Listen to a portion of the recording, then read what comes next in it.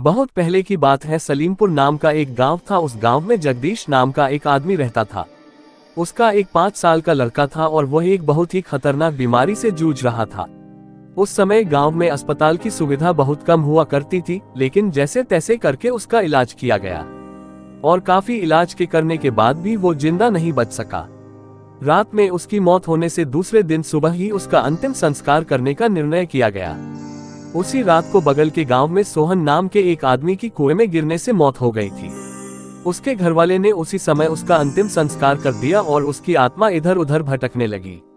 दूसरी तरफ जब सलीमपुर में उस मृत बच्चे की दफन करने के लिए जंगल की ओर जाने लगे, तभी उस बच्चे के शरीर में अजीब सी हलचल होने लगी और वो उठकर खड़ा हो गया। ये सब देखकर सारे गांव वाले दंग रह गए और खुशी के मारे झूमने लगे।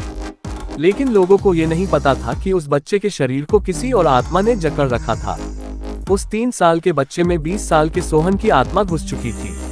गांव वालों ने खुशी खुशी उसे घर लेकर आए, लेकिन वो बच्चा अपने घर आकर बहुत परेशान सा हो रहा था और एकदम चुपचाप रहता था। जब उसके घर वाले उसको खाना देते तो मना कर देता था और किसी से अच्छे बात नहीं करता था।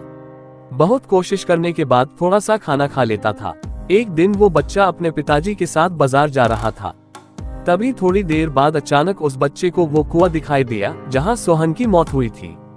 उस बच्चे ने अपने पापा से इशारा करते हुए बताया कि ये मेरा घर है और ये कुआं भी। Ghost story in Hindi. उसके पापा बोले, नहीं बेटा, ये हमारा घर नहीं है, हमारा घर तो उधर है। इतना कहकर वो उसको लेकर बाजार में चले गए। बाजार में चंदू नाम का एक आदमी मिला जो सोहन के गांव का था। बच्चा जब चंदू को देखा तो उसका नाम लेकर जोर से चिल्लाया। चंदू दंग रह गया कि ये इतना छोटा सा लकड़ा मेरा नाम कैसे जानता है। वो उसके पास गया और उस बच्चे से पूछा कि तुम मेरा नाम कैसे जानते हो। तब वो बच्चा सारा बात बताया और बोला कि जब मैं कुएं में गिरा तो मेरी मौत नहीं हुई थी, मैं जिंदा था, मेरी सांसें चल रही थी और तुम लोगों ने मुझे जला दिया।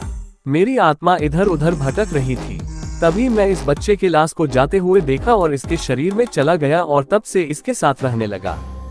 दूसरे दिन चंदू अपने गांव में ये बात को फैला दिया कि सोहन मरा नहीं बल्कि जिंदा है। ये बात सुनकर सोहन के पूरे परिवार बहुत खुश हुए और उससे मिलने चले आए। उस बच्चे ने अपने परिवार के एक एक व्यक्ति को पहचान लिया और वह अपने परिवार के साथ अपने गांव वापस चला गया।